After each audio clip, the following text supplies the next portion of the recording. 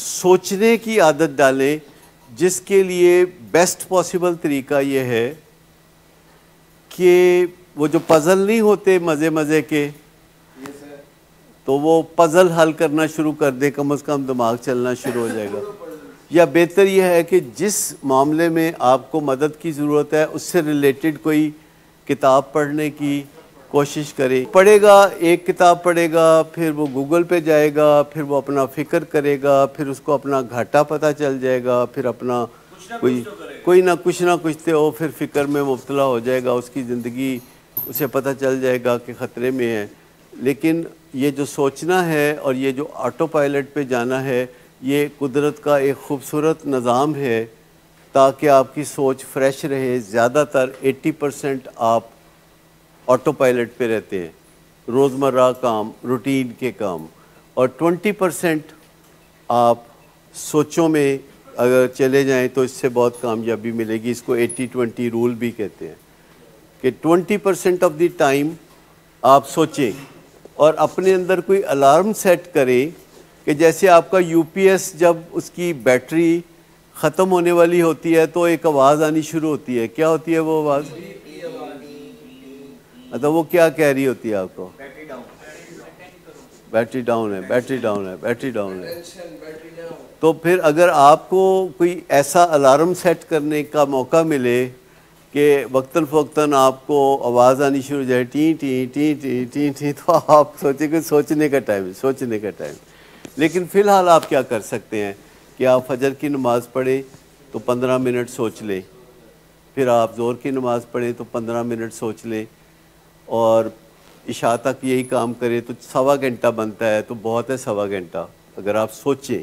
इसके अलावा कुछ ना करें, अपने अंदर से रोशनी लें कि अच्छा मैंने ये किया था तो ये नतीजा निकला था, अगर मैं अपना तरीक़ाकार बदलूँ तो शायद मेरा नतीजा बदल जाए।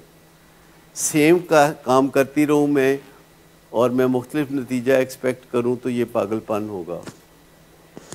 सो कहीं ना कहीं हम शो मांग लेते, इसको आप समझते हैं, जो बिहेवियरल कमिटमेंट है इसको कहा जा सकता है कि शो मांग लेते हैं। एक बंदा कहता है जी मैं बहुत आपका गहरा दोस्त हूँ और मैं आपके लिए आसमान से तारे ला सकता हूँ, और आप कहते हैं कि गिलास पानी तो पिया, तो शो मांग ली ना आपने।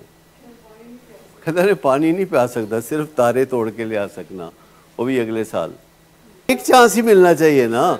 देखिए हमेशा हमारे मरीज़ कहते हैं कि मुझे एक चांस दे, तो एक चांस पे तो हम मना नहीं कर रहे हैं। अब बात यह है कि आप कह रहे हैं ना एक चांस दे, तो एक चांस का मतलब, एक का मतलब क्या होता है अंग्रेजी में? वन। फारसी में क्या होता है?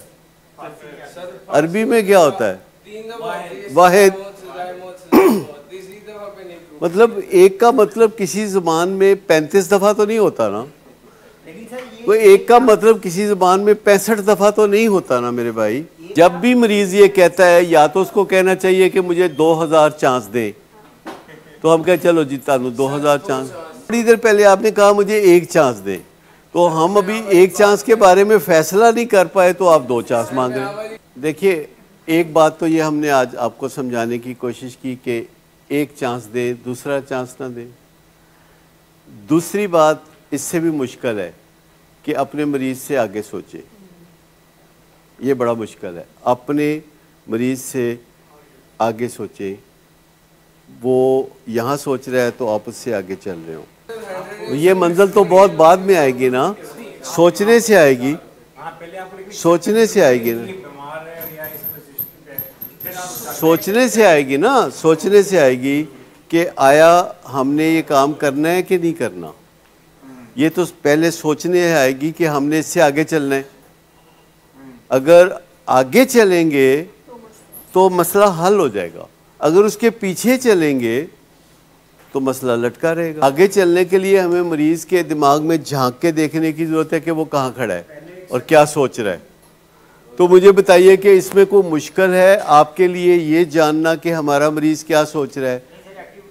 आपका मरीज़ क्या सोच रहा है? आपका मरीज़ ये सोच रहा है कि मेरी खुशी का जो इन्हिसार है, मेरी खुशी का जो दारोमदार है, वो किसी न किसी नशे पे है जो कभी ना कभी मैं कर सकूं।